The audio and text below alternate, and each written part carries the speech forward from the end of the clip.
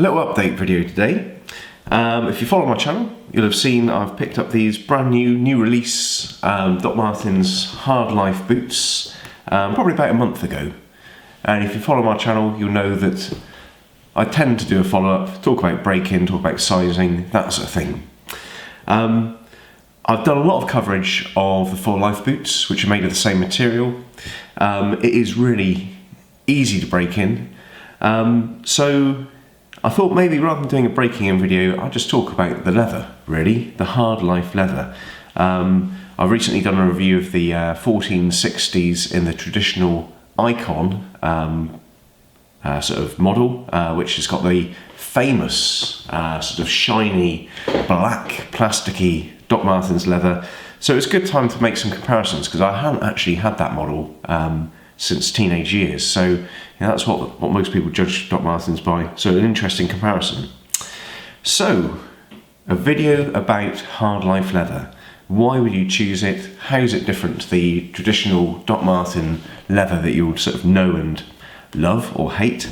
So really, I think the main thing about HARDLIFE leather is the ease with which it breaks in. I could have done a breaking in video after barely a week of use. It really takes nothing to break these in. It's a really nice, supple, oily leather, and it doesn't need that sort of hard break-in or harder break-in that people are used to with traditional Doc Martens.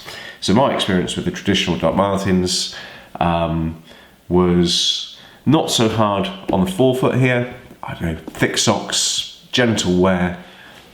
It wasn't a problem for me. One of the things which I found really difficult was the way that the tongue needed to form its sort of creases in the bellows, so you could really tighten the boot back up so your heel cap could make positive contact with your heel. That was the most notable breaking experience, getting that tongue supple, getting that good fit. That's where I really struggled, or that's where the challenge was, at least, with the traditional leather. So what does the HARDLIFE leather offer you? Well, as I say, supple, easy to break in. I do think it's easier to maintain.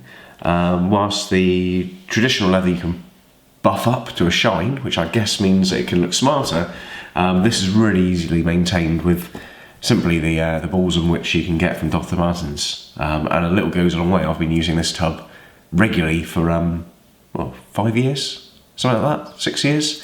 So it really does last a long time.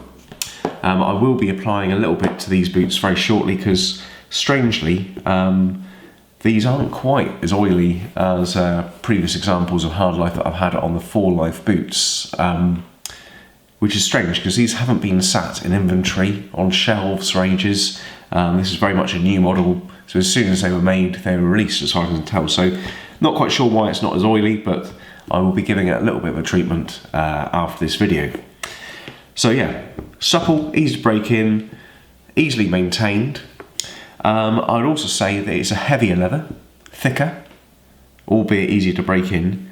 It is warmer, so notably more thermal insulation on these than the traditional shiny leather Doc Martens, but more breathable.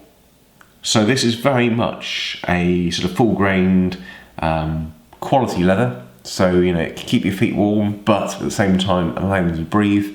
And one sort of notable way I'd qualify that statement is on the bottom there. You can see the sort of cells in the sole.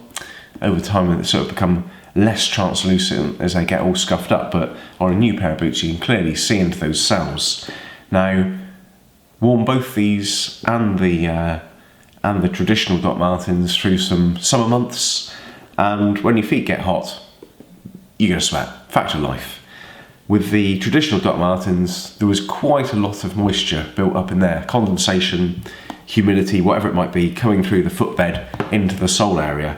With these, same sort of heat, same sort of wear, but barely any build-up of moisture into the sole structure. So I think that demonstrates what I feel to be the case, which is that these are more breathable. Ultimately, I guess it lasts, or it will lead to a longer lasting boot, as sort of the the sole bed won't deteriorate so quickly. So yeah, I mean, these are a good boot. The choice that you have is between these and obviously the traditional Icon model. These are 150, the Icon model are 130 as far as I can tell. Very little difference. I think the eyelets here are sort of a gunmetal, whereas the other ones are pure black painted. But yeah, same sole build-up, same features, same footbed. And it's really down to what you want from your leather, how you want your boots to look. These will come out a smart, I think, but more matte, subtle sort of colour or look, and the others you can polish up. These, I do believe, are easier on your feet, both in terms of break-in and breathability and general comfort. I must say I was disappointed with the classic Doc Martens, and if you go back a couple of videos you'll see a little bit of coverage I did, which basically the material split, and googling it subsequently, that's not a unique experience. You know, I guess, you know, when you make hundreds of thousands of boots you will get some defects, but it does seem to be an inherent weakness in the leather, and I've never had HARDLIFE boots split, and I don't expect these to either. So, as I say, I'll be giving these a little bit of a treatment, just to get them up for the winter months. They did come a little bit drier than I expected, but yeah, so that is HARDLIFE leather. Would I choose it over normal Doc Martens leather? I think I probably would. It is easier to wear day to day. I think it will be better in the winter months, easily treated with the balsam to keep it waterproof, and I kind of like the look. Okay, well that's pretty much it for these. Easy break-in as usual, and I will post a review at about 6 months. Just for you who follow me, always have an issue with the soles. As per usual, I will wear these soles down far quicker than I'd like. A subscriber did point out there are some other models, both with soles which have got a thicker tread, and also a special industrial sole which has a inlaid, tougher sort of panel.